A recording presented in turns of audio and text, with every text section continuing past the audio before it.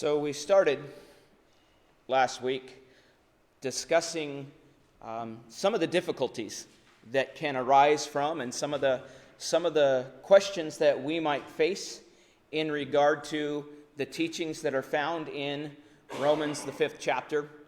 And we kind of tried to walk through and understand just a little bit about where others may be coming from. We tried to walk through and understand and appreciate the fact that, yes, there can be confusion if you are not properly taught.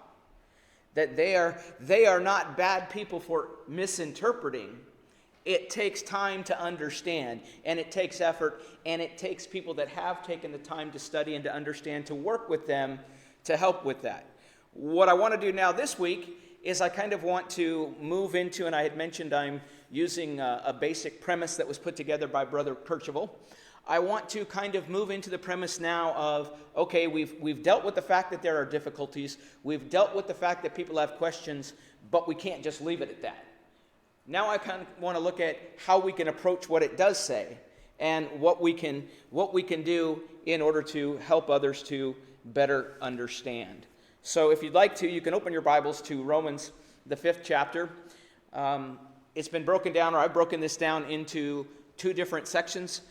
This evening we will start looking at verses 12 through 16. But before we get started, as I was going through, and I thought these were good points, Brother Kirchhoff points out that in chapter 5, the Apostle Paul has taught that the love of God demonstrated in sending Jesus gives us confidence about where we stand before God. That's kind of an overall message of what he's trying to let them know, and it's God's love that should give us a confidence when we stand before him, because through his love, he has declared, he has deemed man righteous if they follow his will. Now, what I want to do actually, and I don't normally do this, is we're going to jump down to the concluding thoughts, because I want us to really remember some points that we can take home with us. And so we'll look at those key points, and then we'll come back to it. So, as we jump forward here, I should have set this up, but I changed my mind before I got started this evening that I wanted to do this just a little bit different as I was sitting there. I want you to consider, we talk about the idea of repetition and the importance of repetition and how that we learn through repetition. So, when it's all said and done, because there's a lot that we're going to go through, when it's all said and done, it's very important for us to be able to say, okay, how can I simplify this down as in the best possible way without taking away from what's being said? There's a lot there. So how do I compact down pieces of the message? And so three key points that we can look at, and we'll repeat these at the end.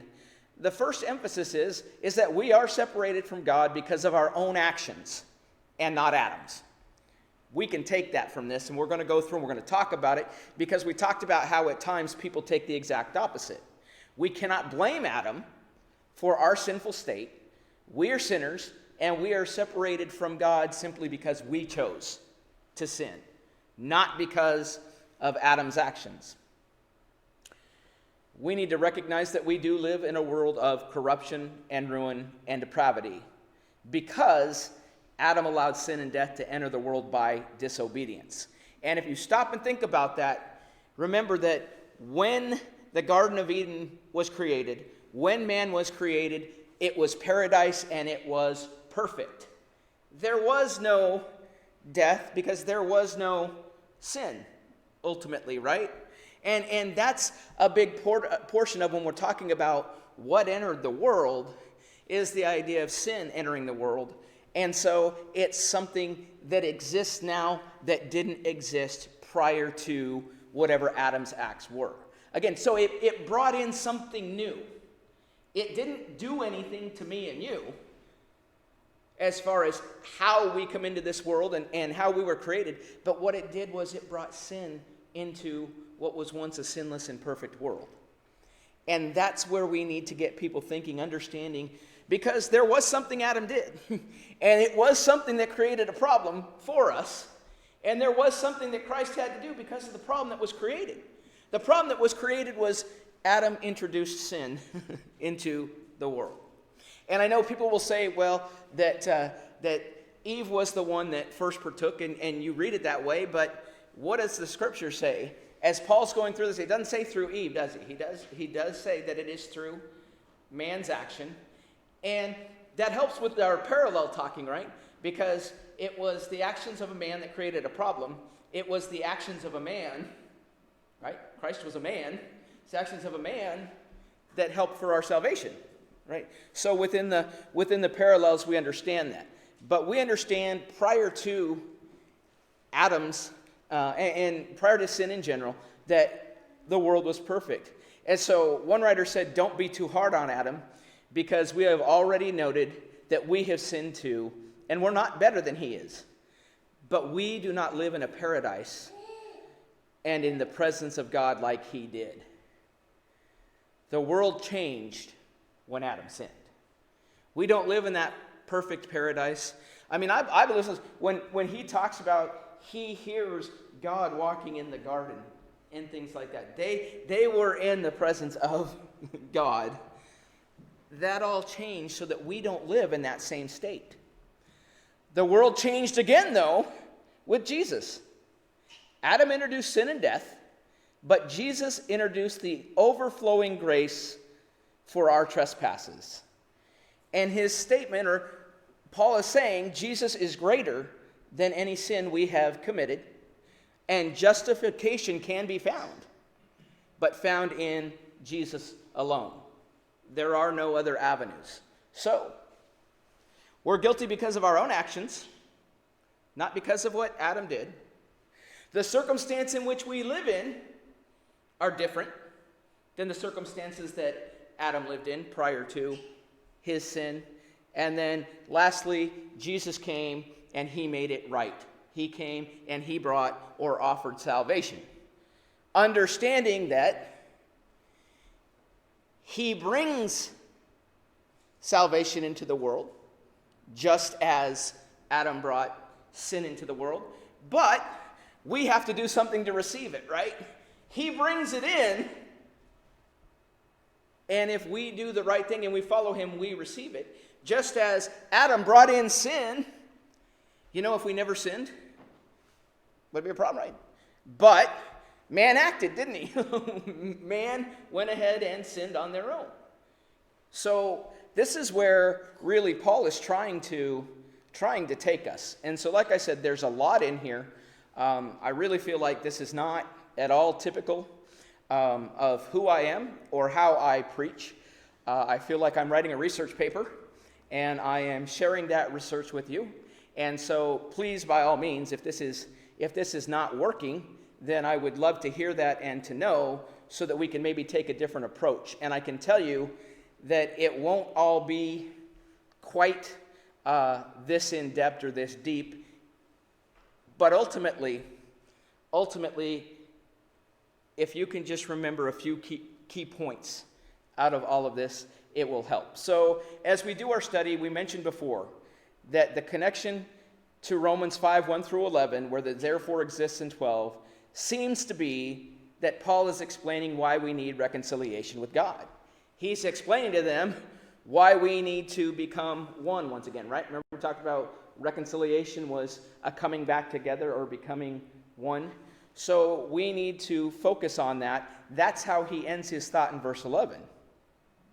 And the idea that we rejoice in God through Jesus, because through Jesus we've received that reconciliation. That's what he's saying in verse 11. Then in verse 12, it begins with therefore. Verse 12 and 13. Therefore, just as through one man sin entered the world, and death through sin, and thus death spread to all men, because all sinned.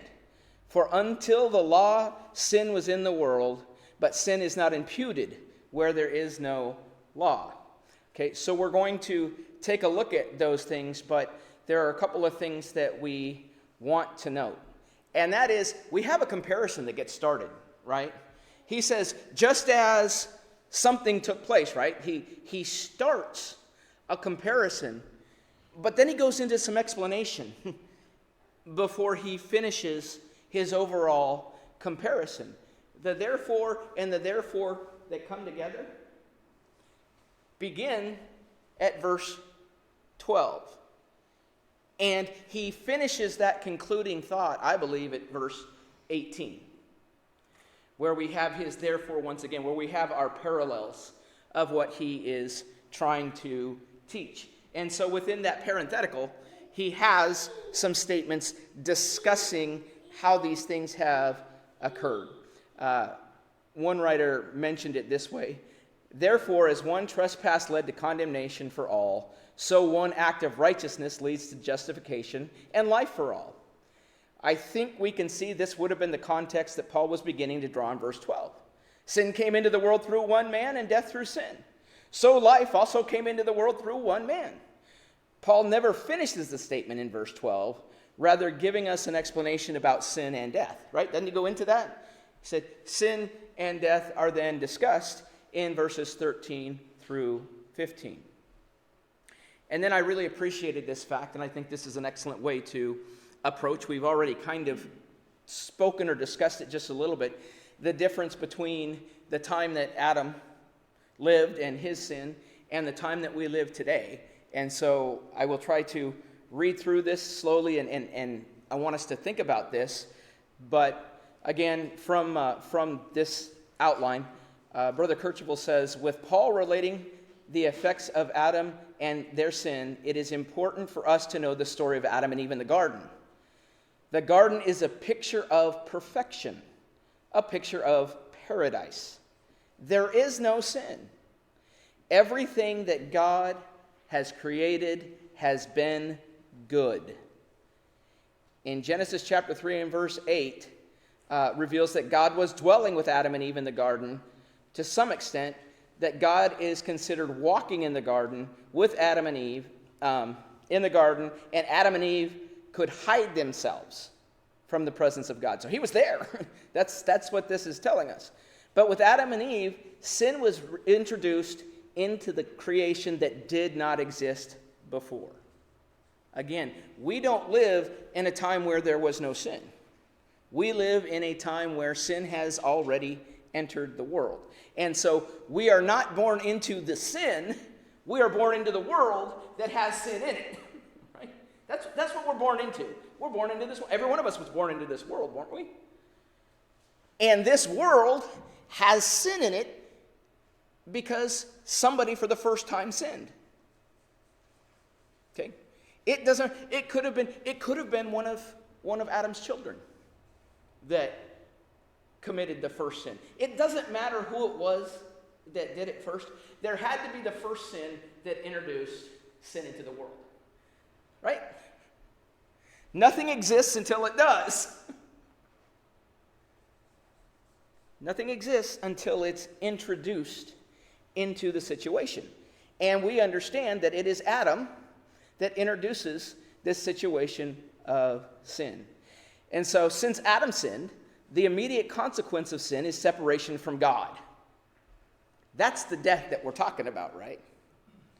The immediate consequence, because he said, in the day that you eat of it, you shall surely die, right? Did Adam die right there? Not physically. Did he die spiritually? Yeah. Did he separate himself from God because he chose to act in opposition to God's will? Yeah. He chose to act in opposition to God's will. Immediately, Adam and Eve are expelled from the garden, helping us picture a separation from God and his presence. That is a physical example that we can look at of separation from God that exists because there is a spiritual separation. So we're told through sin they've separated themselves from God in a spiritual manner. But not only that, they are physically, so that we can see and really appreciate what's taken place, and they can really see and appreciate what they've done. They are removed physically from the presence of God. Consider this. A person cannot be in the presence of God with the problem of sin, so they are expelled from the garden to keep them from the tree of life. Because what would have happened if they had eaten from the tree of life? They would have become equal with God at that point, right? One was the knowledge of good and evil, knowing, and then the tree of life would mean that they would then be eternal, right? He says, well, he can't do that. They need to be separated. They can't dwell with him eternally right now because of the problem of sin. One cannot have eternal life and have sin. Sin has the consequence of spiritual death, meaning separation from God. And so again, to shorten that down, what are we finding out from this? What can we learn from just this? Again, talking about the situation that Adam was in is different from the situation that we are in today. There was no sin until Adam sinned, right? So there was no sin, and it was perfect when it was there. Adam brought in sin. That's what Paul's trying to explain, right? Not that you have sinned because of him, but that he has brought sin now into the equation where sin never existed. And because you chose to take a part of that, that's why you're separated from God.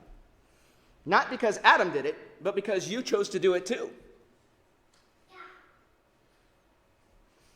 I can put a bunch of food out on the table, and I can say, don't eat any of this. And you can either choose to do what I tell you and not eat any of it, or you can disobey and choose to go ahead and partake in it, right? So does that mean that the one that didn't have anything now is in trouble for taking the food because this person did it? No. The guilt comes from the action that takes place, right? The guilt comes from the individual action. Okay.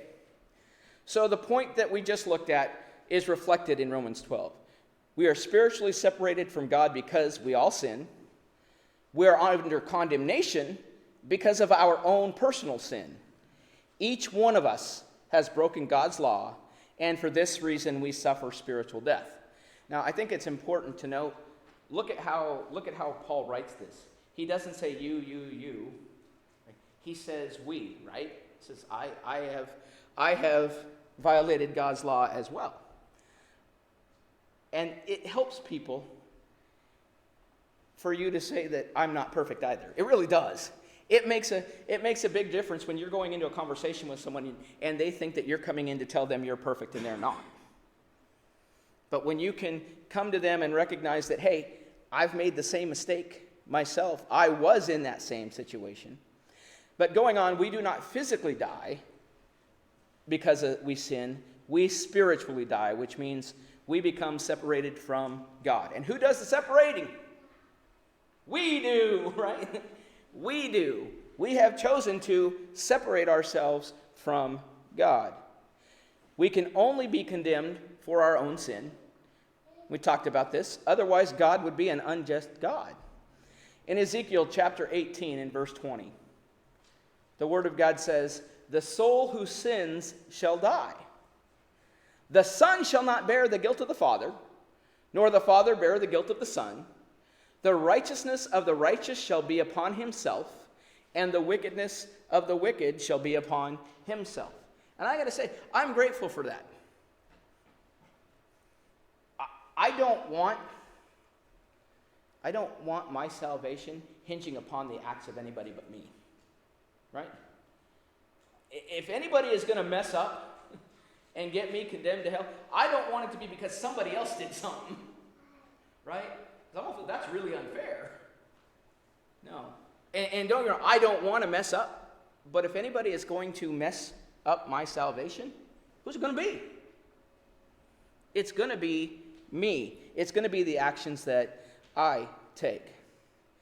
And Paul tells us that death spread to all, not because Adam sinned. He could have wrote it that way, right? He could have wrote it that way if that's the way he wanted interpreted. But he wanted everybody to know that man inherits death because they sin, not because Adam sinned. He tries to make it clear, doesn't he? There's a perfect opportunity. If he wants to say it's because of Adam, he would have said it's because of Adam. It's not. It's because of what I do as an individual. Romans 5:14, "Nevertheless, death reigned from Adam to Moses, even those who had not sinned according to the likeness of the transgression of Adam, who is a type of him who was to come." So, this idea of death reigned, and I'm going to kind of break it down, and again, This is coming off of some information that I found that was put together by Brother Mark Dunnigan, who was a preacher in Beaverton, Oregon for many years when I grew up there. He now travels and speaks, and he does a lot of commentaries. This idea of death reign, he says, ungodliness gripped the world, held sway over mankind. A mere reading of Genesis provides many examples of spiritual death reigning in the world prior to the law of Moses. And we're going to touch on this because talking about the law. But if there was no law at all, how would we know that there should be punishment for Cain and his descendants? If there's no laws at all, how can we say that man was violating the law and sinning at the time of the flood, right? If he said earlier that where there is no law, there is no sin, how can that possibly be, right? We see that there was some sort of law that had to be in place. There had to be some code of moral conduct, I would say, that people understood. How would they know about Sodom and Gomorrah? How would they know about the ill treatment that Joseph's brothers did to him? Right? If there's no sin at all, then why do we have these accounts of them being responsible for their actions, right? No, or being punished, potentially, for their actions. Spiritual death reigned even though man didn't sin exactly like Adam sinned, right? In the sense that not all of us were tempted to eat something God told us not to eat, and we did that. We weren't tempted in the same manner, but we were tempted, right? At some point, man was tempted, and man succumbed to that temptation. That's what brought about spiritual death. And so the point is that sin, in any of its manifestations, brings death. It doesn't matter what it looks like. It doesn't matter what you did. If it's sin, sin is sin, and therefore it leads to death. It doesn't matter if you lie or if you commit murder. Sin is sin, and it leads to the same result. Violation of one law of God will kill, as well as violation of another. You can't say, well, teacher, I've kept this, and I've kept this, and I've kept this. You know, that was tried in the New Testament by one, wasn't it? By a rich young man. I've done all these things. So he gives him another command. He says, well, Christ doesn't disagree that he's done these things. What Christ does do is say, is yet one thing you lack, right? He said, you've done it. Go and sell all that you have and come follow me. That was a command, right? That wasn't a suggestion. He said, if you want to inherit eternal life, this is what you must do. And how do we leave the man? He goes away sad, right? He goes away sad because he had great possessions. And look at all of the commands that he did obey. But you know what? He didn't say, well, because you did 9 out of 10 or 8 out of 12 or whatever the number might be, that you're okay. Each violation, whatever it is, one violation is enough to cause death. We can never adopt the attitude that says God doesn't care about certain sins. And there are some out there, you know, God doesn't worry about the little things. You ever heard about that? God doesn't really worry about those little things. God doesn't really care if children are disobedient to their parents, right? I mean, that's such a small thing in comparison to people that are out there using drugs or out there doing these other things. You know what? Disobedient to parents is right in there in the list of those who will be in the lake of fire alongside of all of those other people that we categorize. See, God doesn't categorize. And so we should never sit back and think in our own minds that, oh, it's just a small thing. So, since these people died as a result of their own sin, and it wasn't like Adam's, then they didn't die for Adam's sin, right? Because it's not the sin that they are being held accountable for. They're being held accountable for what they've done. The distinction between theirs and Adam's would be non-existent if they had died because of Adam's sin. There would be no, when say, because you have done X, this equals death. But each of us has our own. And he said, not in the same manner that Adam sinned. It's not the exact same sin, It's the act of sin. And once again, people die because of their own sin. And then again, this is a comparison between Christ and Adam. So as he's talking, he says, who is a type of him who was to come. In this particular case, the who in the beginning is Adam, and Jesus is the of him that was to come. That is the comparison. We agree with that. One writer said, Adam was the father of the race as it fell under bondage to sin, and Christ is the father of the race as it finds salvation. Okay, so here's what we have. We have, initially, all under the bondage of sin when Adam first existed. Why? Because Adam introduced sin into the world and men then followed suit and chose to sin, right? So, as we're in that particular case, before Christ came, the world was under the bondage of sin. Then, when Christ comes, he brings what? Just as Adam introduces sin, Christ introduces something that didn't exist until he came, right? Christ introduces now salvation through the grace of God into the equation. That didn't exist before. So the type antitype is just as this person introduced X, this person now introduced Y. And it was to counteract X, right? That's the message. That's the message of the gospel. Sin is in the world, man is under sin. Christ is giving you the opportunity of salvation through his grace and the efforts that he goes through and the things that he has done. He goes on to say, in our previous lesson, we talked about the tension that exists between verse 12 and then 15 through 19. Verse 12 says that death spread to all because all of us sin. Verses 15 through 19 say that we were made sinners because of Adam's disobedience. Okay? Verse 14 was a very important verse that must be applied through 15 through 19. See, Paul said that Adam was a type of the one to come. Both the action of Adam and the action of the one to come, Jesus, affected humanity. Okay? And that's an important. Adam did do something that affected humanity. It had an effect. It had an effect because he introduced something that wasn't there before. Jesus did something that affected humanity. It had an effect because salvation offered through his grace didn't exist yet, right? That's how these two are alike, in that they have both brought something into the situation that didn't exist before. One causing death and one being able to remove that death. The good news is that what Jesus did wasn't like what Adam did. See, Adam violated God's law.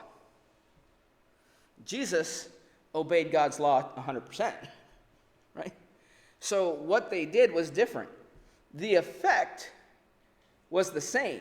It had an impact on humanity, right? The effect was the same. Something now exists in man's world that didn't exist before.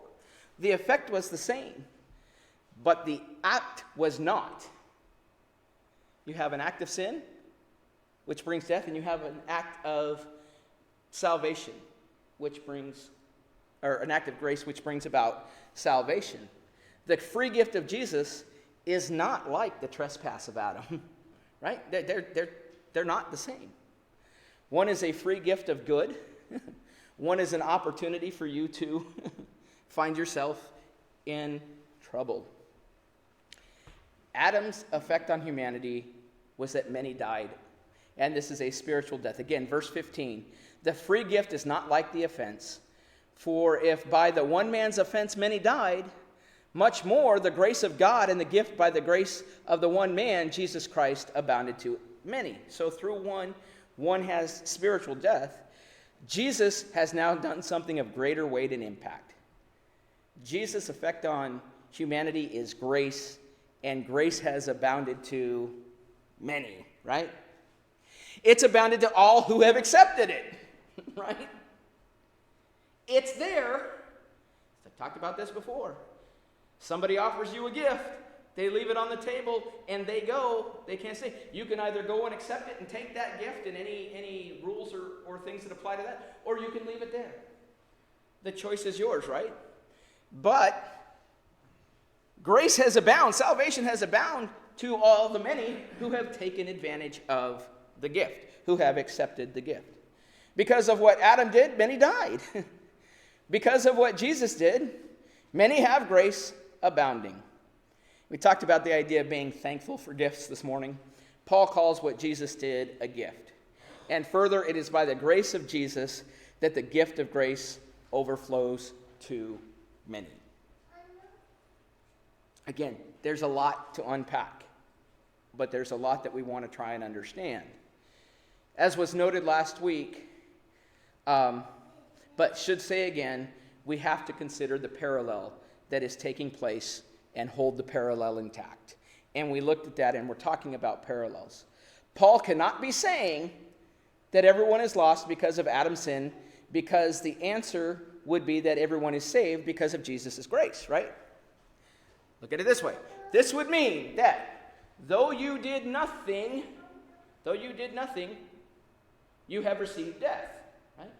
The parallel would be, though you did nothing, you've received grace. Is that what the Bible teaches? That's not what Scripture teaches, is it? You have to do something in order to receive Christ's grace. Guess what? You have to do something in order to be held accountable for sin. Right? You have to do something. So that parallel doesn't work if you try and put it in a context of saying that all are born in sin. It's the same way Paul cannot be saying that what we did brought our sin and what we did brought our salvation. So it's not we either. This will not work either. In Romans 5:6, Paul taught that Christ died while we were helpless. Right? Christ died while we were sinners. We could not do anything to bring about our salvation. So while we can't be condemned for the act of Adam, we cannot be saved through the act of ourself. Right? There's nothing that I can do on my own without any help that will allow for my salvation, to make up for the mistakes that I made.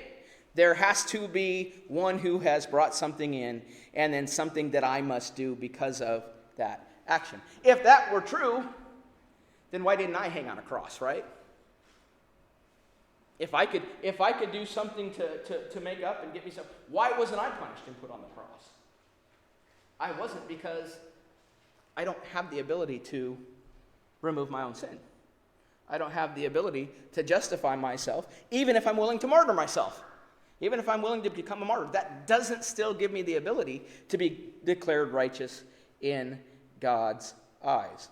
Paul is impressing upon us the undeserved nature of Christ's work. Adam's transgression introduced sin and death into the world, but Jesus introduced grace. Adam introduced something into the world. I'm going to keep saying that over and over because it's not sin that we inherit. We have sin now available to us. That's what, and so because he's the one that brought it into the world, we can say that through his actions, something that occurred that will allow us, if we choose to do so, to sin.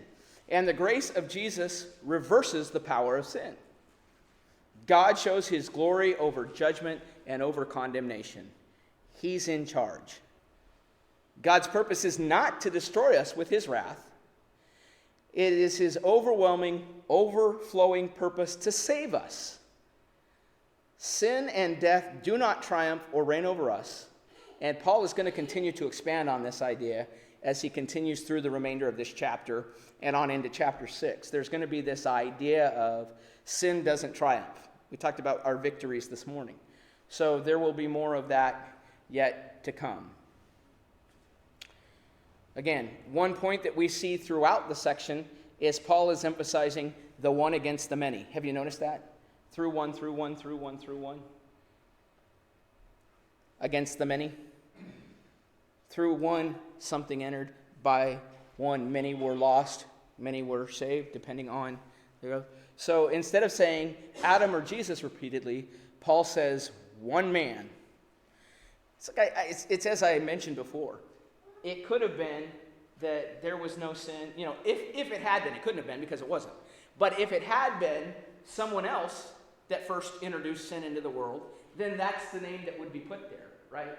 So instead of specifying a specific name, Scripture says the one, right? Through one man, because it could have been any man that brought sin into the world. Adam was the one that we know did. Through one man, and through one man can't be anyone else because it was done by Jesus, right? One man did it, so it can't be anyone else. It is not through two men or many men that one is finding grace in God. It's through one man. And we understand who that one man is. And he talks to us about who that man is in his text. So, God's grace flows only through one man, that is Jesus, and no one else. Grace does not flow through humans, does not flow through a church. It only flows, and it overflows, which means it's in an abundance, through Jesus. It's not because of where you say, I go to church, right? The church, it's not because of the church. And a lot of people think that, right? Have you ever heard people tell you, oh, you're those people that believe that you're the only one saved because you're in that church? Well, it's not because I'm in this church. It's because I believe the teachings of Jesus Christ that I've accepted, and that's what this congregation teaches, right? That's the difference, is that I believe that anybody who follows God's will and follows it the way he expects will be saved. So it's not the grace through just the church. And the gift is not like that which came through the one who sinned. For the judgment which came from one offense resulted in condemnation, but the free gift which came from many offenses resulted in justification. Last few points I found on a website called BibleRef.com. I will periodically go there. They have sometimes some good thoughts, sometimes some not so good thoughts, but I thought these were appropriate. Paul is continuing to compare the impact of pivotal choices made by two men at 2 points in the history of the world, right? Two men at 2 pivotal points in the world. Think about what that means. Adam, on the one hand, is at a time when sin does not exist. Adam is in a time when he is living in paradise. He's one with God, and everything is perfect. And he was the first man to break that command. Jesus, born many years later, born as a man, thousands of years later, after many had sinned and broken God's law. So now we have a time when there was no sin and a pivotal decision made, to a time where there was all this sin and a pivotal decision has to be made. So he comes at a time and chooses to become the source of God's free gift of grace. Jesus still had to do what the Father told him to do, didn't he? Jesus still had to and chose to still follow the Father's will. And I want you to think about that because, this is where I think sometimes we don't always come back to this, but I think of Paul talks about in Romans, that which I desire to do, I don't do. And the things I don't want to do, I end up doing. That there is a struggle that we work within. Christ was able to do what it is that he set out to do. I think remember when Peter said, I will never deny you. I would never do that. I would die for, and he believed it and he meant it with all his heart. And Jesus said, and yet, before the cock crows 3 times, so not too far from now, after you've just made this affirmation, you're going to fail. Jesus was able to fully commit and do everything that God would have him do for us. This was done by dying on the cross to pay for sin. His one action brought justification from God for everyone who receives it by faith. So again, comparison. Adam, by sinning, brought death and condemnation to all. Jesus, by not sinning and then dying, brought justification to all who believe. And we've talked about this term justification used like a declaration in a courtroom setting. And this writer goes on to mention, no person is actually righteous, Romans 3:10 and 23. But Christ's sacrificial death pays our penalty, allowing us to have peace with God, allowing us to be reconciled back to God. Again, not that we are righteous, but that God has declared us righteous. And he's the only one that can do or say that. We come back to our points. If you have copies of the notes, that's great. Again, I appreciate your time. I know this is an awful lot to digest in a very short amount of time, but I hope that we can come away with an understanding, at the very least, of being able to let people know that it is not Adam's sin that we are born into. We are born into a world that Adam impacted through his own sin. Because had Adam not sinned, had there been no sin in the world, we would have been born into the same paradise that he was born into, right? So there is a difference. There is a difference in the time period. And we need to understand that it is because of what Jesus Christ did that the sin being brought into the world is being canceled out by the grace that is being brought into the world, right?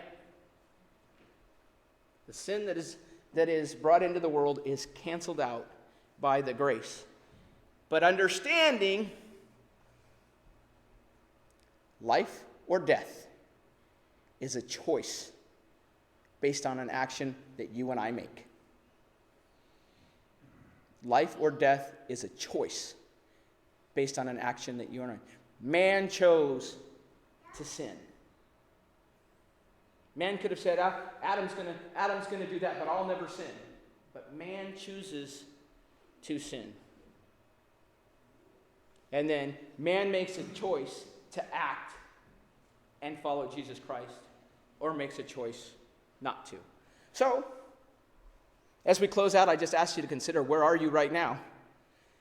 Have you made the choice of spiritual death, and you're living the way that you want to live without accepting the gift?